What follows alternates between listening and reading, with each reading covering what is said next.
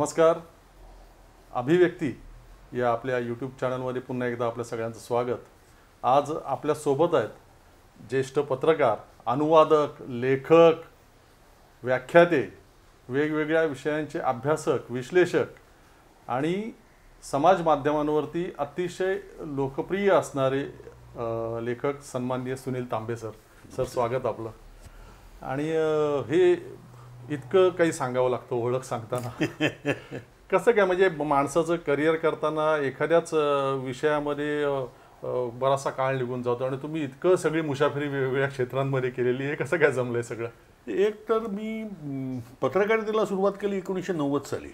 तेव्हा दैनिक मराठवाडा म्हणून औरंगाबादचं वर्तमानपत्र होतं. म्हणजे असलं छोटं. तेव्हा माझ्या अंदाजाने मराठवाडाचा खप 5000 असेल, पण त्याला बऱ्यापैकी प्रतिष्ठा होती. आणि तेव्हा मी मुंबई करस्पॉन्डंट म्हणून त्याचं काम करत होतो, म्हणजे मुंबई प्रतिनिधी म्हणून.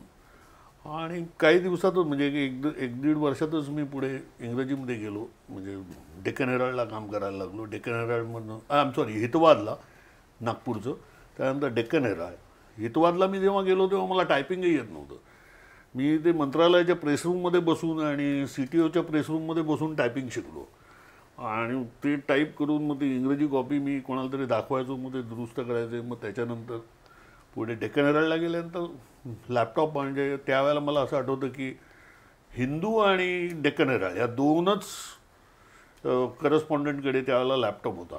त्यामुळे मला वेगाने, म्हणजे आधी हाताने बातमी लिहिणं, त्यानंतर टायपिंग, टेलेक्स, त्यानंतर हे काय लॅपटॉप, असं बराबर. त्यामुळे नवीन तंत्र शिकणं हे गरजेचंच होतं. आणि त्यावेळेला डेक्कन हेराल्डमध्ये असताना पण मी पॉलिटिक्सच कव्हर करत होतो. पण पॉलिटिक्सबरोबर क्राईम वगैरे सगळंच, कारण मुंबईचा सगळा ब्युरो माझ्याकडे, म्हणजे मुंबईच्या या बातम्या त्या माझ्याकडे होत्या, फायनान्सच्या नव्हत्या.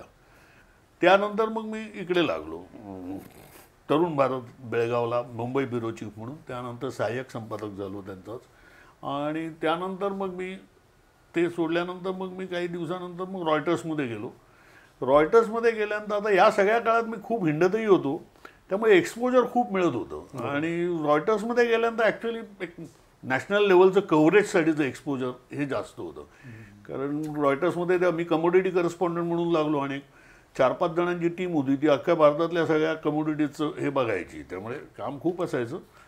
पण ते फोनवरनंच हे करणं, तर त्याच्यामध्ये मग सगळ्या देशाचं, कारण पीक पाणी जे आहे हे तुम्हाला तिकडे बसल्यानंतरच कळतं. कारण जसजसा मान्सून पुढे सरकत जातो तसतशी म्हणजे आपल्या पेरणीच्या तारखा, काढणीच्या तारखा बदलतात, उत्पादन बदलतं, कोणते फॅक्टर्स असतात, त्याप्रमाणे नॅशनल आणि म्हणजे डोमेस्टिक आणि इंटरनॅशनल मार्केट कसं चेंज होत जातं त्या प्रत्येक फेजला, हे बघायला मिळतं. तर कामाचा भाग म्हणून करणं वेगळं, पण तुम्ही ज्या वेळेला मान्सूनविषयी लिहिता, कृषी संस्कृतीविषयी लिहिता आणि खाद्य संस्कृतीविषयी लिहिता देशभरातल्या वेगवेगळ्या वेळेला, तर ते असं आतून आल्यासारखं वाटतं. म्हणजे ती आवड कशी काय? नाही, म्हणजे आता मी हिंडत होतो त्यामुळे, आणि विशेषतः कमोडिटी करस्पॉन्डंट म्हणून काम करायला लागल्यानंतर तुम्हाला इतकं ते शेतीचं कळायला लागतं. म्हणजे मला इंटरेस्ट असल्यामुळे असेल कदाचित, परंतु तुरीचा भाव कसा, म्हणजे तूर कशी येत जाते, म्हणजे पहिल्यांदा तूर कोणती बाजारात येते, नंतर कोणती येते, भाव कसे पडतात.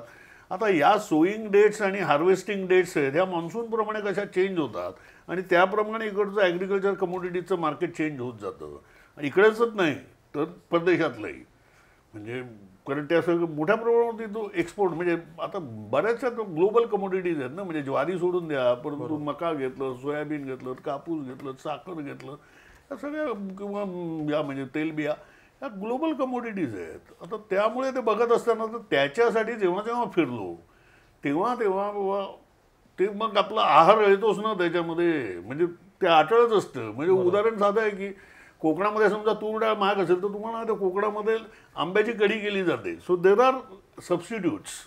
मग हे सबस्टिट्यूट्स कुठे आहेत? त्याप्रमाणे मागणी कमी अधिक होत असते ना. बरोबर. लोक तुरीच्या ऐवजी मूग डाळ खातात, मुगाच्या ऐवजी अमुक खातात. हे जे चेंजेस आहेत हे आपल्याकडच्या हवामानामुळे होतात. आणि ते पदार्थ काय असतात, मग आता सगळीकडे म्हणजे मान्सूनवरती लिहितो. म्हणजे आता आपण कोल्हापूरला गेलो होतो, कोल्हापूरमध्ये लोक बकरे खात, म्हणजे बकऱ्याचं मटण हे एकदम हे समजलं जातं मानाचं, की कोल्हापुरात तुम्हाला कोणी कोंबडी दिली तर अपमान असतो. म्हणजे घरात कोंबडी केली जेवायला म्हणजे अपमान. त्यामुळे मटणच मिळालं पाहिजे. पण कोल्हापुरातले लोक कुठे बकरे पाळतात? बरोबर. कोल्हापुरातले लोक ऊसच लावतात. तेव्हा सांगलीचा जो दुष्काळी भाग आहे म्हणून कोल्हापुरातले लोक मटण खातात.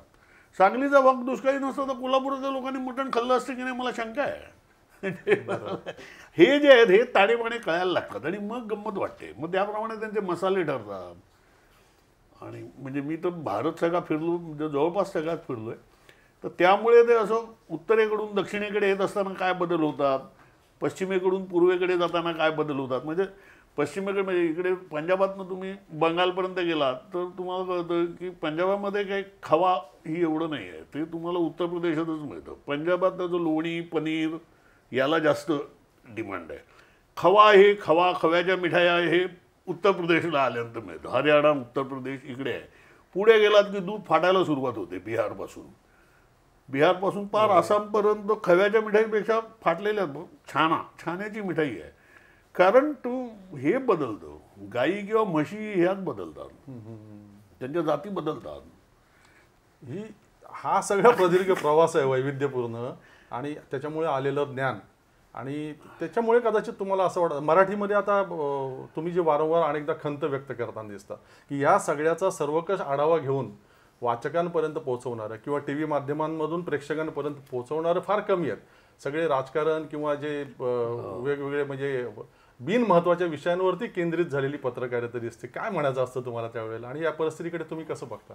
मला असं वाटतं की हे देशातलं आपल्या म्हणजे आता साधी गोष्ट आहे की आपल्या राज्यातही इतक्या प्रकारच्या विविध बोली आहेत ह्या आपल्याला ऐकायलाच मिळत नाही टी व्हीवरती एकदम फ्लॅट जी कोणती अतिशय सपाट अशी पुणेरी मराठी आणि मुंबईची हिंदीने संस्कारित झालेली मराठी ही एवढीच ऐकायला मिळते. इकडचं वार्तापत्र वा अहिराणी भाषेमध्ये एखादं वार्तापत्र का नाही प्रसारित करत किंवा इकडचं हे म्हणजे विदर्भातलं तर आपल्याला कळेल ना आपली भाषा काय आहे.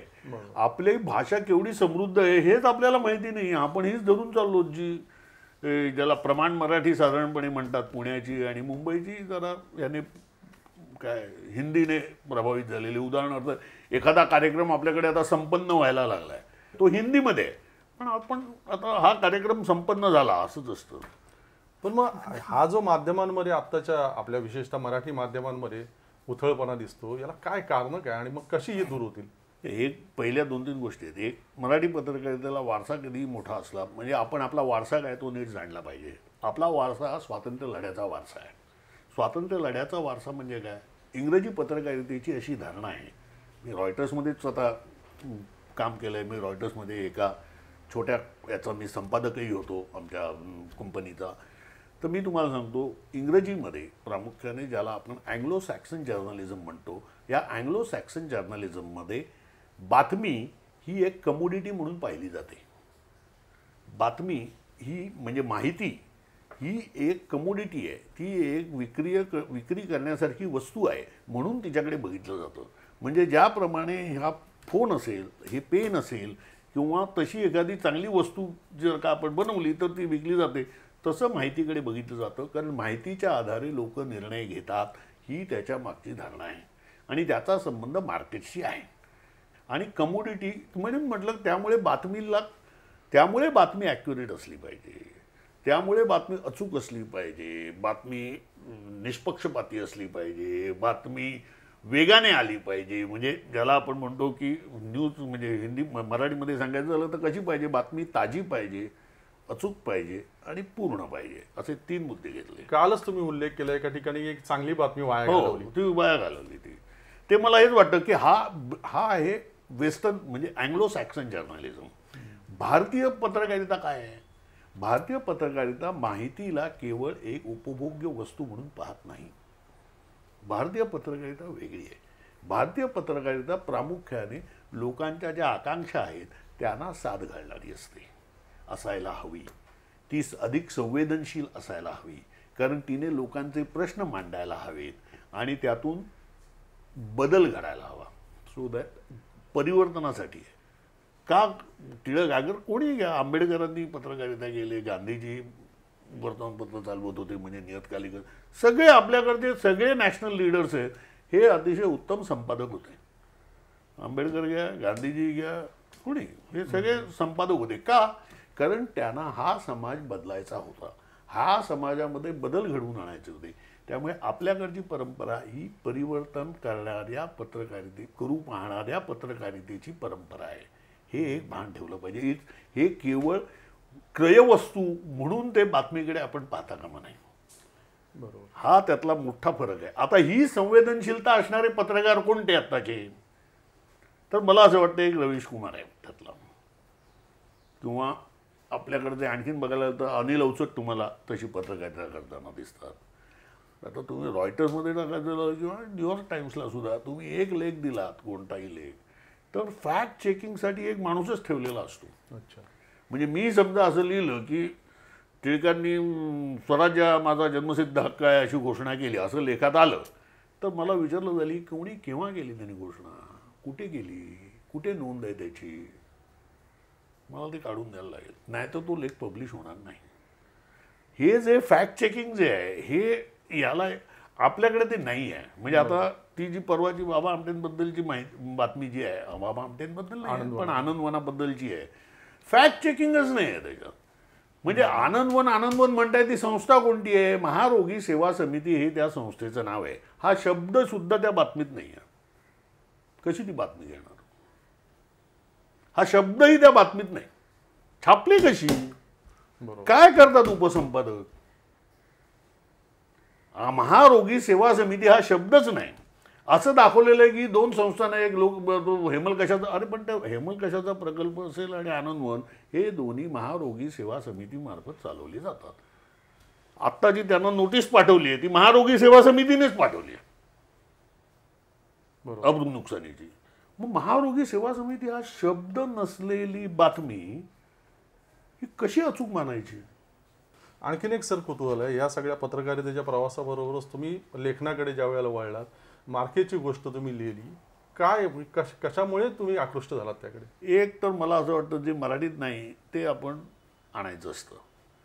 म्हणजे मला गॅब्रियल गार्शिया मार्केटचं पुस्तक मी माझ्या अंदाजाने 90 किंवा 91-92 साली वाचलं असेल.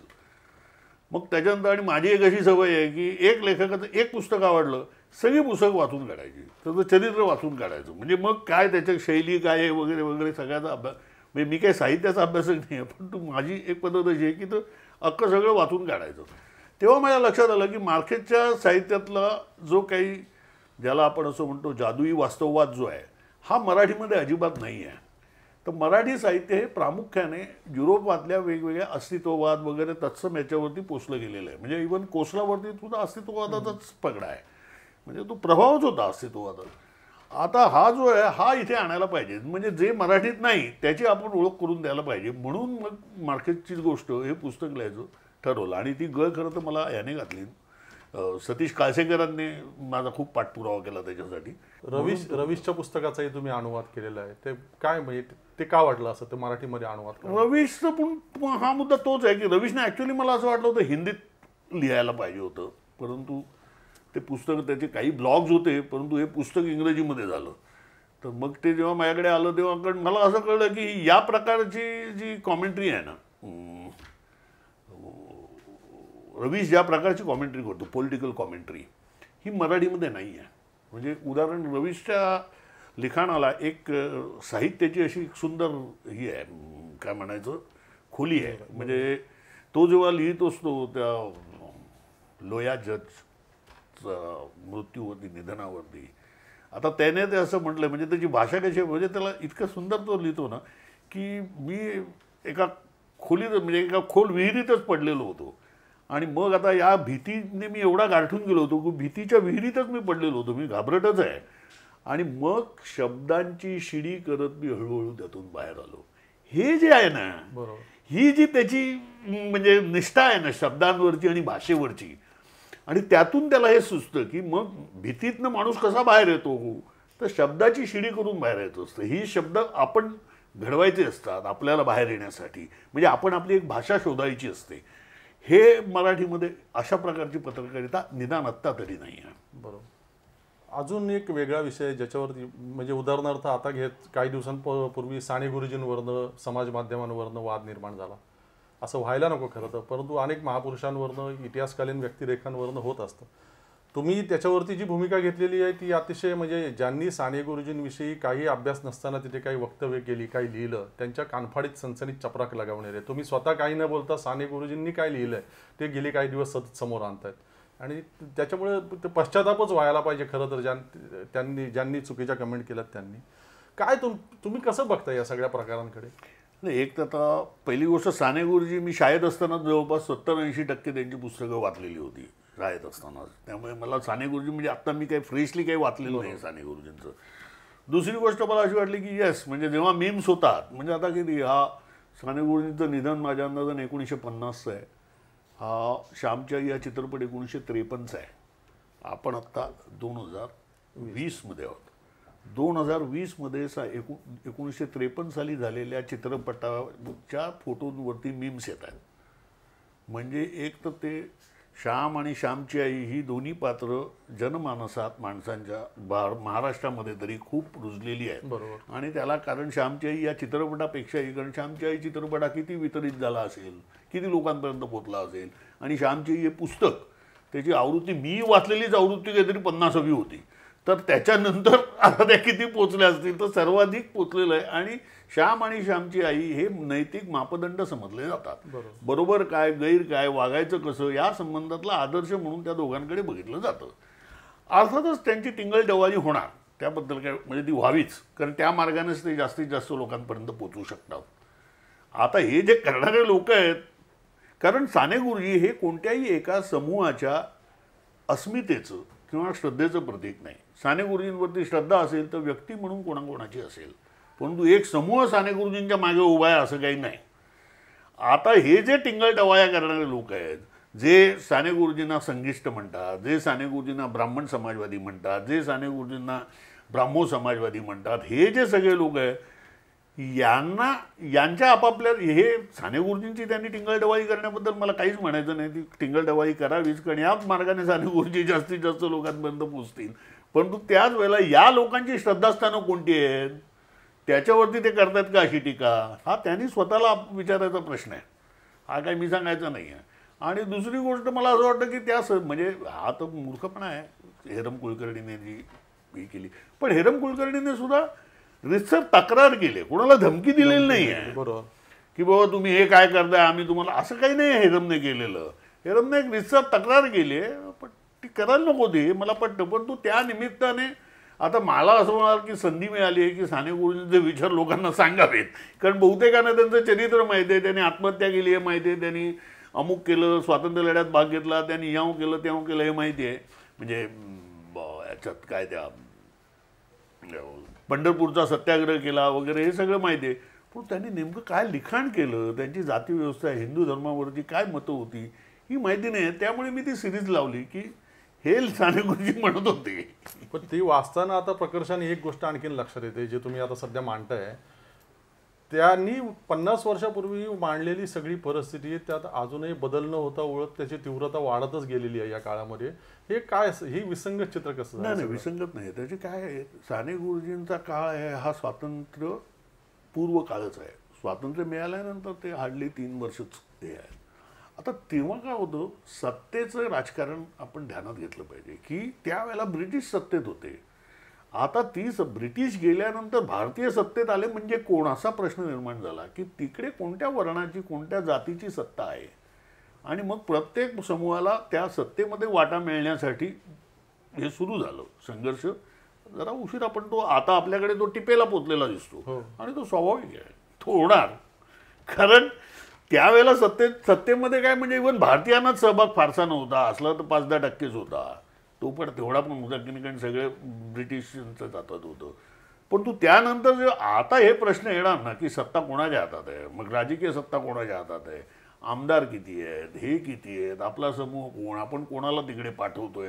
म्हणजे साधी गोष्ट आहे की उत्तर प्रदेशामध्ये प्रदीर्घ काळ ब्राह्मणांचं वर्चस्व होतं. हे गोविंद वल्लभ पंत वगैरे, आता हे सगळे स्वातंत्र्य सेनानी होते, ही गोष्ट खरी आहे. पण तो मुद्दा असा आहे की मग हे बाकीचे समूह प्रश्न विचारणारच ना की आमचं काय, कारण ब्राह्मण समजा 11%च आहे, तर त्यांनीच सत्ता घालवायची का? किंवा बिहारमध्ये पणच ते जे मिश्रा जे होते यांचीच सत्ता होती, तर ब्राह्मण म्हणजे एवढे म्हणजे मायनॉरिटीत असून तोच सतत मुख्यमंत्री, मग तो आपली सगळी माणसं नेमतो. आपल्याकडे भारतीय समाजामध्ये इंडिव्हिज्युअल मोबिलिटी फारशी नाही आहे, ग्रुप मोबिलिटी आहे. त्यामुळे ब्राह्मण मुख्यमंत्री झाला की अख्खी ब्राह्मण कास्ट असते ना ती वरती सरकते. यादव मुख्यमंत्री झाला की यादव कास्ट वरती सरकते. अमुक झाला तर ते आता आपल्याकडचं वास्तव आहे, जात आहे. त्यामुळे साने गुरुजी असतील किंवा गांधीजी असतील किंवा आणखीन कोणी असतील ज्यांनी ही स्वप्न बघितलेली होती, तर त्यांच्या स्वप्नाला तडे गेलेच आहेत.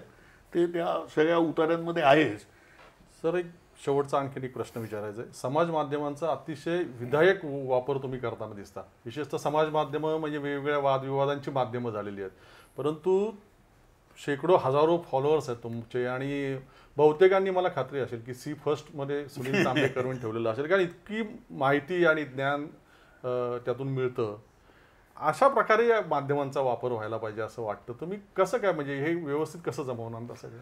एक पहिली गोष्ट ना, समाज माध्यमामध्ये नेहमीच केऑस असणार, गोंधळ असणार, अव्यवस्था असणार किंवा निर्णायकी असणार, हे गृहीत धरलं पाहिजे. मग अशा वेळेला एक स्वतःचं स्थान आपल्याला निर्माण करायचं असेल तर या फालतू वादांमध्ये न पडता आपली एक लाईन घेऊन गेलं पाहिजे. तर तसं झालं तर हाच एक मार्ग आहे. कारण बाकीचे जे लोक वाद घालत असतात त्यांची तोंड बंद करण्यात काहीच मतलब नाही आहे. त्यामुळे अधिक मोठी रेषा काढायची. एवढंच. आपली रेषा अधिक मोठी करायची.